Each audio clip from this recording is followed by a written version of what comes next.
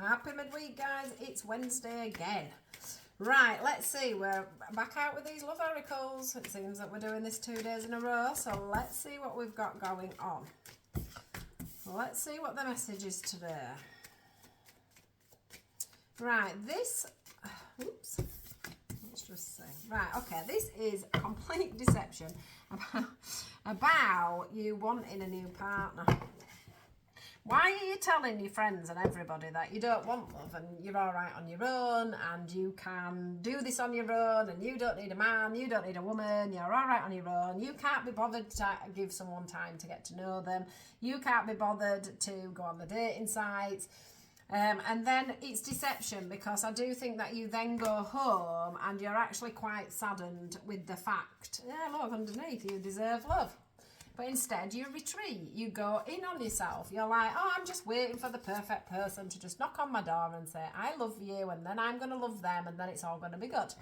So this is about you stopping lying to yourself about you wanting somebody else. Basically, you're hurt because in the past, yeah, relationships just haven't worked out for you.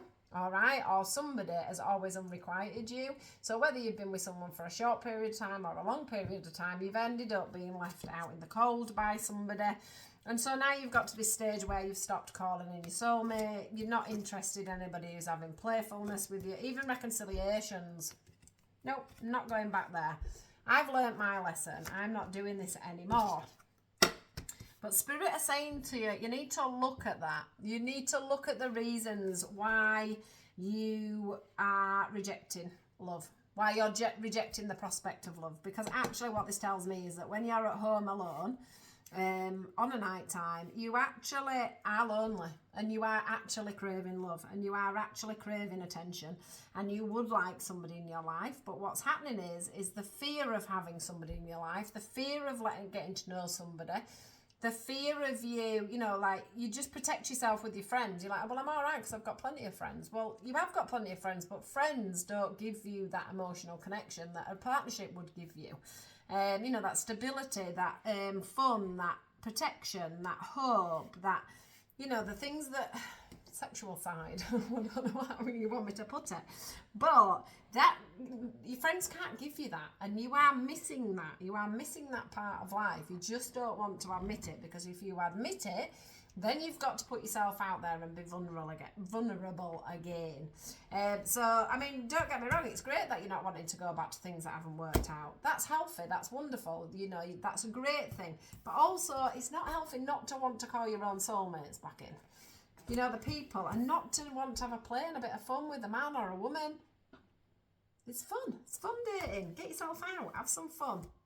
That's what this is telling you. Time to look at why you are hung up on people rejecting you. Because that's what's worrying you, that you're going to be rejected again. And for some of you, I want you to look back at your childhood as to why you end up either getting rejected or why you're worried about being rejected. Because if you've ended up being rejected, there's a reason why, okay? And if you are worried about being rejected, so you've not bothered to go out and get a partner, you've got to look at why you're so worried about being rejected. Because not everybody is for everybody. And it's not a personal thing, okay? If somebody doesn't want to be with you, it's not a personal thing half the time. It's because you don't, you know, gel, you don't get on, you don't have the same values, you don't have the same needs, you don't have the same wants, they need to heal. There's so many reasons why somebody rejects you, okay? And I think it depends on how well healed you are in yourself as to whether you see it as a rejection or whether you see it as a lucky escape. I used to see it as a rejection many years ago. Now I see it as a lucky escape. Because if it's not a lucky escape, you want to spend all your time trying to get rid of them later down the line because you don't fit together. Anyway, the big point about all this is a learning curve, okay? As to why you feel the need to tell people that you don't want to be with somebody when actually you do. So I'm going to leave that with you, and I'm going to get you to do a little bit of work on yourself as to why you feel the need to hide away and shy away from love. What is it in you that is causing that reaction? All right, my lovelies, you have a wonderful day, and I'll see you all tomorrow.